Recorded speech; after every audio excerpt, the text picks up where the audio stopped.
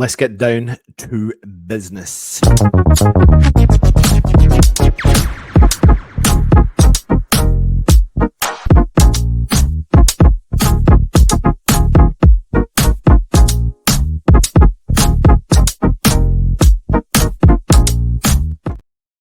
Listen, I don't really know what to say if I'm being really honest. I'm left speechless at the performance. I'm left speechless at the lack of anything really from that game.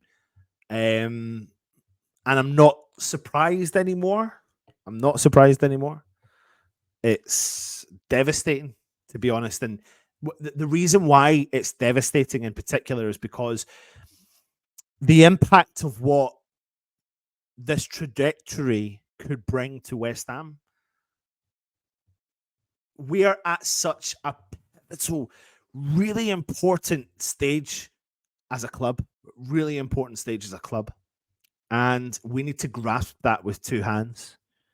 And currently what happens at West Ham is that when we get opportunities, we never grasp those opportunities. We never take them. They get handed to us, or you have to work hard to get them, and we never grasp them. Like, we never get the bull by the horn. We never grab the bull by the horn. We never, ever push on. We never push on when we have that opportunity. And right now in West Ham, I feel like we've had that opportunity. And what we can't afford to do is let this opportunity slip between our fingers. And right now it feels like it's slipping between our fingers. So David Moyes set up for the game by doing the press conference stating that winning 5 more games is a kind of target that he's going to be looking for. So straight away, that's going to get the fans back up. Of course it is. 5 games from the available 14, 15 games left, and you're saying you're only wanting to win 5. Like, I want someone to step up and say, I want to win all of those games. Obviously, that's not realistic, but that's what you want. You want to believe you're going into the game, not just targeting 5 games. That's absolutely relegation chat. You don't have to be a pundit, an ex-player to be aware of that situation. There is a part of me that sits there and goes, the grass isn't always greener. I'm very aware of that. But to be honest with you, my concern is always with number 1, and the number 1 goes to the people in charge. Because when the Bulls' horns can be grabbed, they never take that opportunity. And I feel like we are maybe in an opportunity now where we need to move on, and we need to try and progress, and we need to maximize what we've got under our belts and really try and push on for what could be the rest of the season. There is an opportunity now, not to get relegated, obviously, and I can't even believe I'm saying that. The last 16 of Europa League feels like West Ham are putting every single thing we have riding on the Europa League, but the round of 16 gets you to the quarters. The quarters gets you to the semis gets you to the final, and then you need to go ahead and win the final, and you're talking about 4 more football matches. And right now, West Ham can't even win 1. We cannot even win 1. And the quality that's left in the Europa League is huge. Is very, very high quality as well. So that's going to be a main task. But what I don't understand is, and let's push ourselves away from David Sullivan, let's talk about Moyes, because I am here to talk about Moyes. Team selection. Don't understand. I don't understand.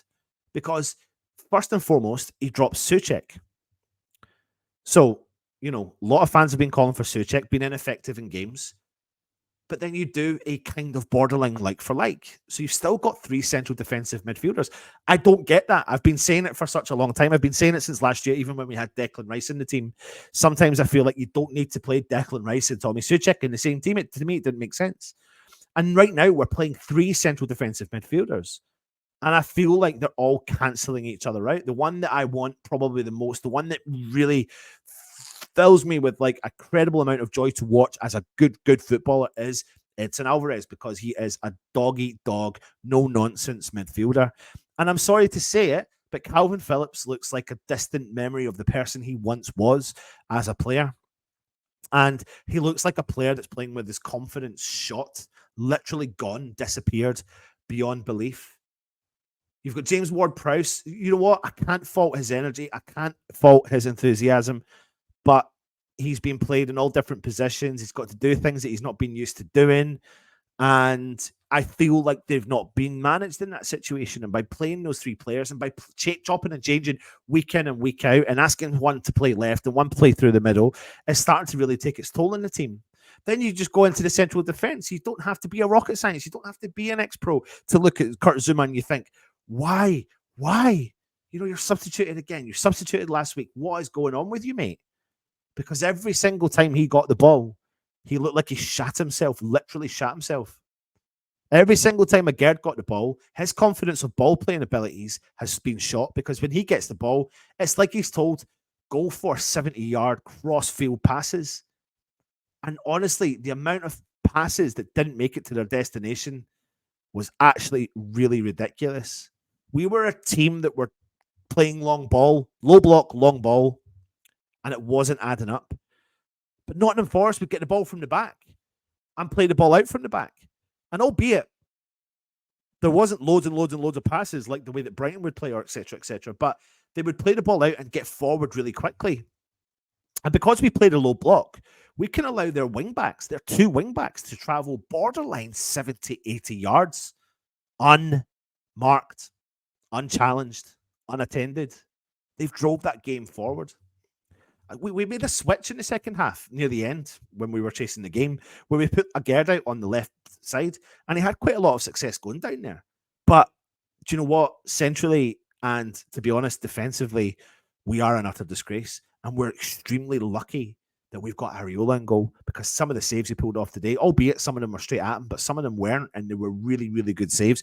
I was talking to my dad after the game, funny enough, and he said, oh, Areola, what a game he had. And I was like, Dad, that's a concern, though. That's a concern. You know, especially coming off the back of 3 defeats, not winning a game in 2024. The concern is your keeper's getting man of the match. That's not what it should be like right now. Listen, I'm very aware the grass is always green. I'm very, very, very aware. But I think unique opportunities present themselves to you. And this could be the unique opportunity for someone to come in and give that team that rocket up the arse. Because right now it looks like there is no rocket up the arse. And it looks like there's no one there to give that rocket up the arse. It looks like there's no captain on the field. It looks like there's no direction off the field. And it looks like a real big mess. And in all honesty, we've got Brentford at home. And I'm feeling fearful. And I know I'm a half glass full West Ham fan, but I am feeling fearful of that game because they've got, they're closer to the relegation zone. So they're fighting for that need to stay in the league. They've got Ivan Toney just back and they've got points to prove. And they've got a manager like Frank who will play that flamboyant style of football. They're going to get the ball against West Ham.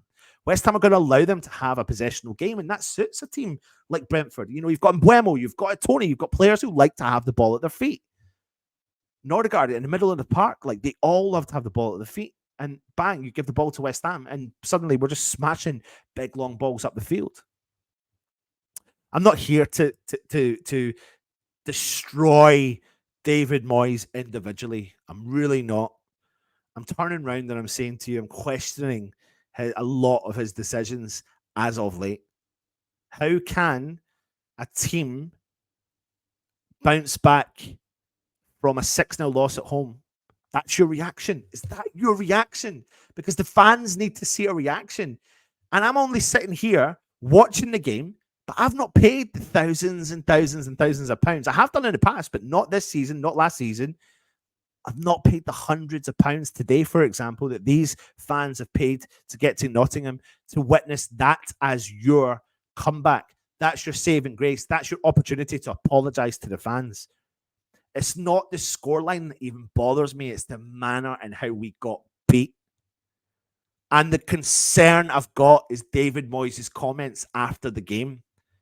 You cannot say those things. I appreciate what you have done for our club. I absolutely do. And there's nothing wrong with being, going down in history as a quality player, but manager. But what you need to do is understand that, sometimes when you're wrong, you are wrong. And you have to take that blame on the head. And you can't blame that on anyone else. And you can't also come across naive and cocky about the situation. He said after the game, according to Fabrizio Romano, and I should have fact-checked this. Maybe some fans want to change, or maybe they've had managers who excite them more possibly. But the one who is sitting here wins more. And you know what? The funny thing is, in comparison to the previous managers, he is right, but there's a time and a place. And unfortunately, that sounds like such a David Sullivan comment coming from David Moyes. That's where I'm pissed off, man. That's where my rant is.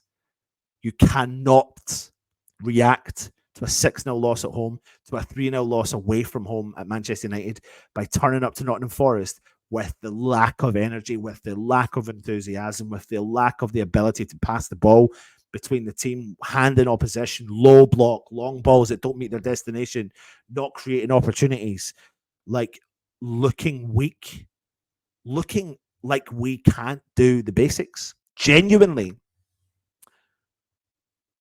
I'm taking time to think about it, and I'm hurt.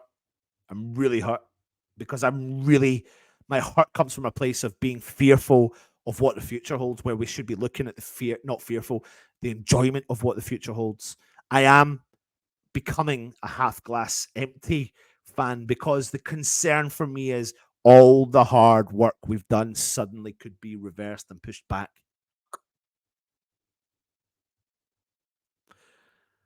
I don't know what else to say. I don't know what else to say. I could sit here and I could swear. I'm not going to do it. When you're on your own, it's tough, but um, I'm I'm I'm I'm fearful, and there's loads of stuff coming out saying that the board are not going to sack David Moyes. And do you know what? They're not. What do you do? Come on, Jones.